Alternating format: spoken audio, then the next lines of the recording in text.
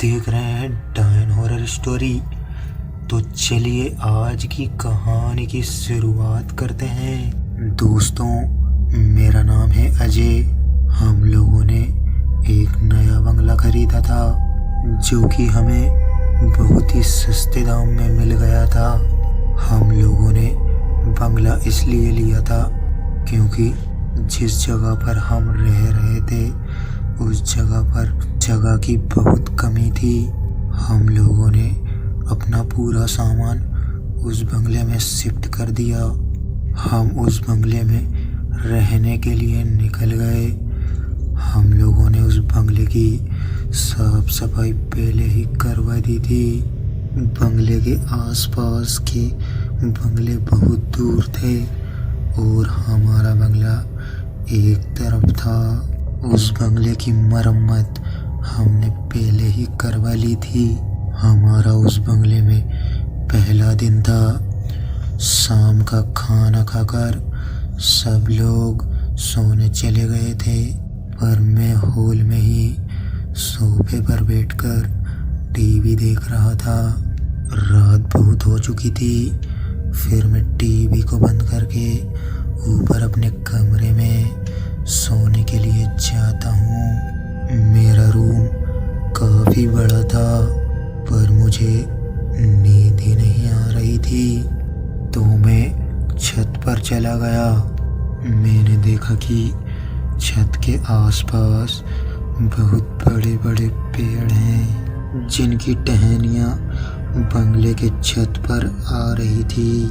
मैंने जब एक पेड़ की टहनी को पकड़ा तो उसे पकड़ते ही मुझे झटका सा महसूस हुआ। वो टहनी मेरे हाथ से छूट गई। फिर मैं अपने रूम में सोने के लिए चला गया। फिर अगली रात को मैं करीबन 10 बजे छत पर गया तो मैंने देखा कि पेड़ की डाली पर एक अजीब सा दिखने वाला लड़का बैठा हुआ है जो कि मुझे ही घूरे जा रहा था और मुझे हाथ के इशारे से बुला रहा था। ये सब देखकर मैं काफ़ी डर गया और नीचे की ओर जाने लगा और अपने रूम में जाकर सो गया। मुझे रूम में काफ़ी डर लग रहा था। मैं 4-5 दिन तक छत पर गया ही नहीं। एक दिन की बात है, मैं रात के 10 बज रहे थे। मैं छत पर गया तो मैंने देखा कि उस छत पर या उस पेड़ पर कोई नहीं है। फिर मैं जैसे ही नीचे जाने के लिए मुड़ा तो मुझे एक आवाज़ आई। वह आवाज़ किसी लड़के की थी। मैंने पीछे मुड़कर देखा कि वही लड़का छत की बाउंड्री पर बैठा हुआ था। तभी मेरे मुंह से एक जोरों की चीख निकली और मैं वहीं बेहोश हो गया। चीख को सुनकर मेरे घर वाले छत पर आ जाते हैं और जब मेरी नींद खुलती है तो मैं देखता हूँ कि मैं अपने कमरे में हूँ और मेरे आसपास मेरे घर वाले बैठे हुए हैं। उन्होंने मुझसे पूछा तो मैंने अपने घर वालों को यह सारी बात बता दी। मेरे घर वाले मेरी बातों पर विश्वास ही नहीं कर रहे थे। फिर एक रात को मेरे चाचू छत पर जा रहे थे तो मैं भी उनके साथ छत पर चला गया। मैं अपने चाचू के साथ छत पर बैठा था तो मैंने देखा कि मेरे साइड में वही लड़का बैठा हुआ है, तो मैं वहाँ से दूर भाग गया। मेरे चाचू ने बोला, क्या हुआ? मैंने बोला कि चाचू, तुम्हें यहाँ कोई लड़का दिखाई दे रहा है? तो चाचू बोलते हैं कि नहीं, मुझे तो कोई लड़का नहीं दिखाई दे रहा है। चाचू मुझ पर यकीन ही नहीं कर रहे थे क्योंकि उन्हें वह लड़का दिख ही नहीं रहा था।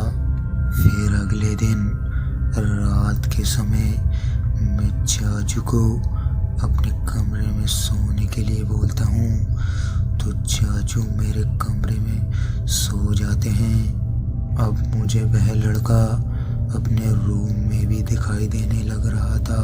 मैंने चाचू से बोला कि चाचू मुझे वही लड़का दिखाई दे रहा है, तो चाचू ने मुझे डांट कर सुला दिया। करीबन रात के 12 बजे चाचू उठे और टॉयलेट के लिए गए तो उन्होंने टॉयलेट के मिरर में देखा तो उनके होश ही उड़ गए। उन्होंने देखा कि टॉयलेट के मिरर में उनके पीछे एक लड़का है। फिर चाचू जैसे ही पीछे मुड़कर देखते हैं तो वहाँ कोई नहीं होता है। उन्हें मेरी बातों पर यकीन आ जाता है कि मैं सच बोल रहा था। फिर वह मुझे जगाते हैं और बताते हैं कि मुझे भी टॉयलेट के मिरर में वही लड़का दिखा है जो कि तुझे दिखता रहता है।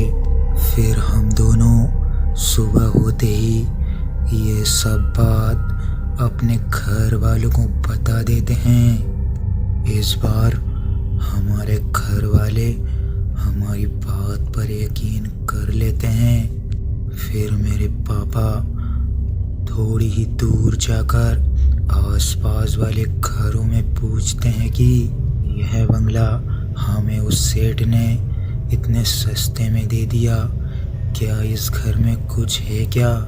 तो वहाँ के लोग उन्हें सारी घटना बता देते हैं। फिर पापा घर आ जाते हैं और शाम को जब सभी लोग साथ में डिनर कर रहे होते हैं तब पापा बोलते हैं कि आसपास के लोग बोलते हैं इस बंगले के मालिक का एक लड़का था जो कि 10 साल का था।